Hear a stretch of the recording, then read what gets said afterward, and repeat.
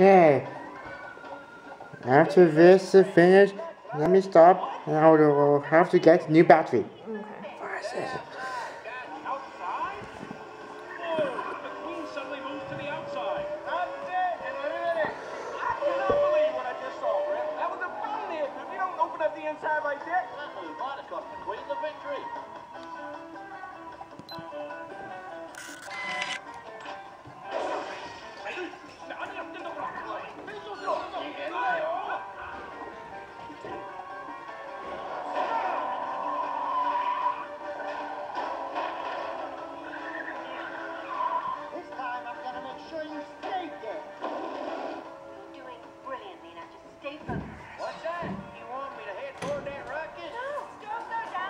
Okay. Okay.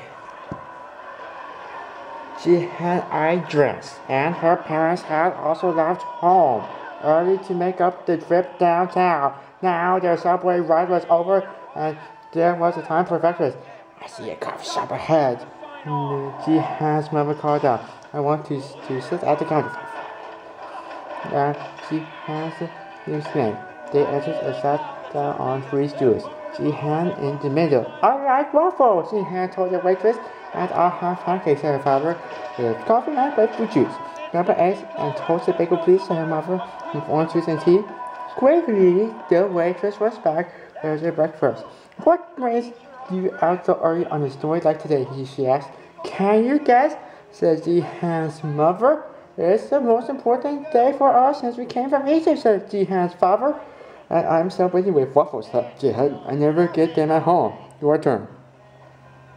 There's a courthouse, said Kim Afu to his wife, Ifua, as they rounded a corner, walking fast. She stopped. Only 2 blocks to go. I'll race you up the steps.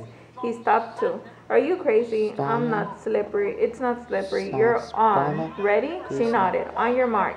Get set. Go. And off they dashed down the sidewalk. Taifu declared at the bottom of the steps. I used to run in Ghana, Kiwa said, but never in the snow. And on this very important day, let's go someone to take our picture. So they asked the stranger, who gladly obliged, and then hand the climb the courthouse steps. Okay. As Robert Van Tucker came through the court door, he heard his father's voices calling, Robert, over here, near the entrance to his friends Elizabeth and Alan. Each of them gave him a big hug. You made it, Robert said. Thank you so much for coming. I was afraid the snow would stop you. Oh, no, not such an important day, said Elizabeth. We were getting worried about you, Bo, said Alan. Robert chuckled. A few snowflakes defeated a man from the highlands of Scotland. Come on, let's find the table. It's on this floor. Your turn. Leaving relatives and friends to wait at the hall outside, Alvaro Castro, his wife, Romelia, and their children entered the seated crowd chamber. They were among the last to find seats. Soon the examiner appeared and the room became quiet. When I call your name, he said, please come forward to receive your certificate. Many names were called. Many people went forward. Then Alvaro and Romelia Castro and children Martha, Jose, and Oscar. The Castros approached the examiner. Please sign here, he said to Alvaro. And here, he said to Romelia, these are your papers. Thank you, said Alvaro. This is a proud moment. The Castros returned to their seats. The long journey from El Salvador has ended. Romelia whispered to her husband, and he squeezed her hand. All right. When the examiner had finished, he said, please open the door to relatives and friends. People poured in. There were so many, they followed the aisles and lined the walls at the back and sides of the chamber.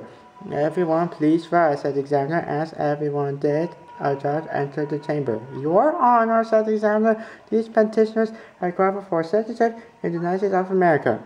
Then, said the judge, will you repeat after me the oath of citizenship? Let us begin. I hereby declare on oath. I hereby declare on oath. Echoing the judge, phrase by phrase, sentence by sentence, the many voices resound as one. Sworn in loyalty to the United States of America. Congratulations, said the judge. Those of you who can please be seated. As the room became quiet again, the judge cleared his throat. 219 of you from 32 countries have become United Citizens here today. You are carrying on a tradition that dates back in the Earth Star Committee for almost all Americans have come here from somewhere else. May citizenship in very short lives as well as life in a recognized country. Welcome. We are glad to have you. This is a very important day. Everyone then rose and joined to the judge in the Pledge of Allegiance. Your turn. Family and friends and strangers turned to one another. Best wishes. I'm so happy for you. You must be so proud. Isn't it wonderful what he did? Let me shake your hand. Let me give you a kiss. Let me give you a hug. Sing June tore open the package from his friend Phelan. Inside he found small American flags, a dozen or so, enough to share with everyone in his family, and with our new citizens surrounding him. Okay, and a wave of excitement. They all made their way out of the chamber, left through the hallway back to part of the door. No, they escaped. Everybody talking at once. The snow has stopped. The sun is shining. It will be easy to get home and go on celebrating. This has become our country on this very important day. Wow. Wow, wow, wow. Why do the people in this story act differently to snow? Because where they used to live there was no snow, right? Yes.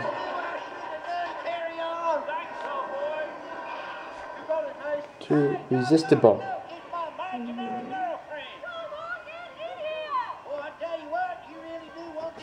Okay.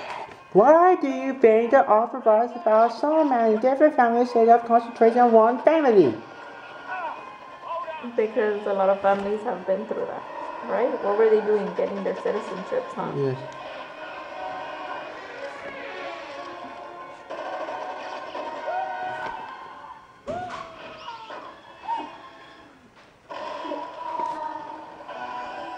How do you know that becoming American citizens means a lot of these families?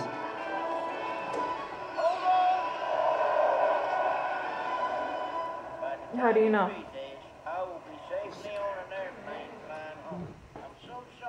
A lot of these families become citizens. I know, but how do you know becoming an American citizen is important to these families? Because they say it's in a very important day, right? Yeah. Meaning the day is special, right? Yeah.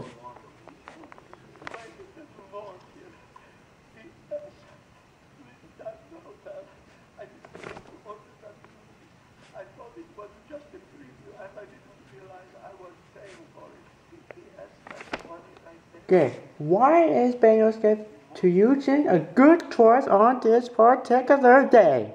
Because he knew that they were going to get their citizenship. And he sent them flags to celebrate, right? Yeah.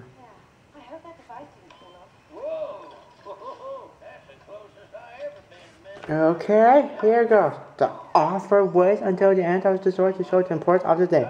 Why do you think she does this? She does this because the sun is shining.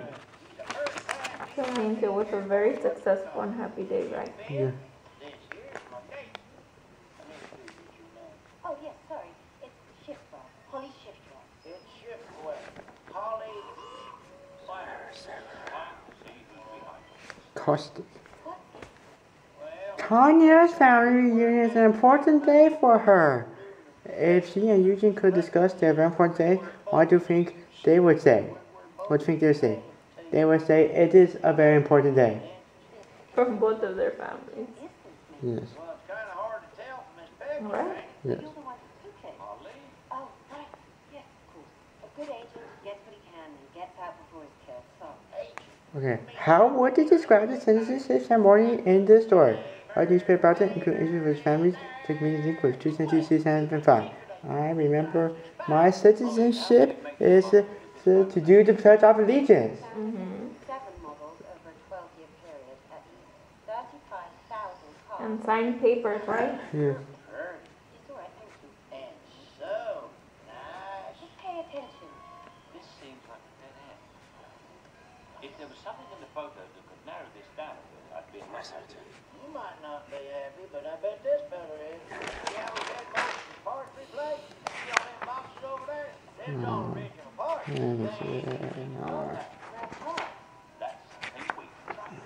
Grace, tales of 4th grade nothing.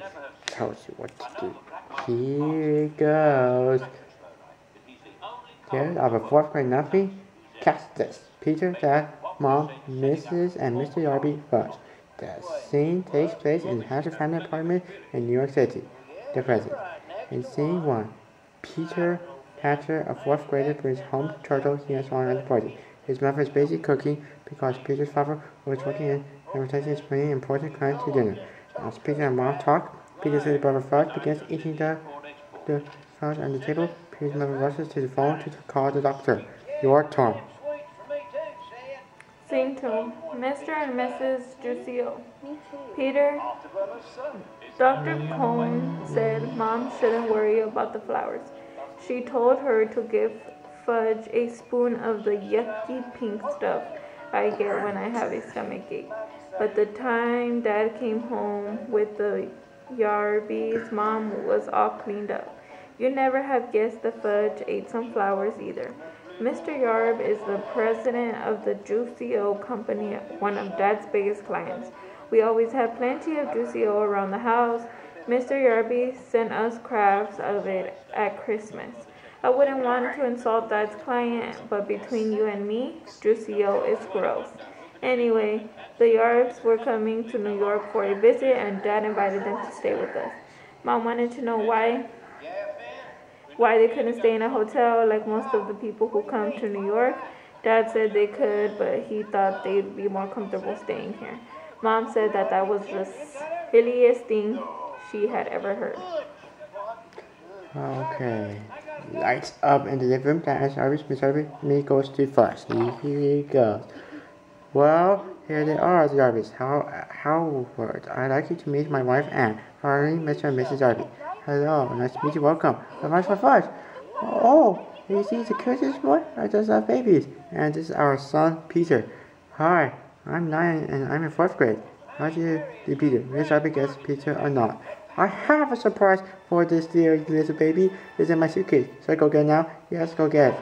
I kept waiting for someone to tell her that Fudge was no baby, but no, I did. Miss Yarby opens her suitcase and takes out Fudge a red ribbon. Fudge has his hands. Oh, goody. Why don't you sit here with me? I hope you will unwrap the papers. Fudge begins to tiny ribbon. Really, Miss Yarby, this is very nice for you. But this is babies and Fudge is so adorable. Fudge has the box unwrapped. He pulls out the wound-up train. Your turn. Miss Yarby, see? You just turn the key a couple of times and then Fudge does so. The train cranes about the floor and makes much noise. Every time the train bumps into something, it turns around. Fudge is delighted with his gift because of the noise it makes. Miss Yarby is less delighted. Peter, that's a nice train. Miss Yarby, oh, I have something for you too. Uh-huh. Peter, my name is Peter. Miss Yarbs, yes, she's rumbling through her suitcase. Well, it's here somewhere. Miss Yarby looks at Mom. Fudge, give Mommy the train. Fudge, no. Fudge, let's see what Peter got. Fudge recurrently gives the train to Mom. She puts it in her lap. Peter, I unwrapped my gift carefully in case my mom wanted to save the paper and to show Miss Yarby that I am more careful with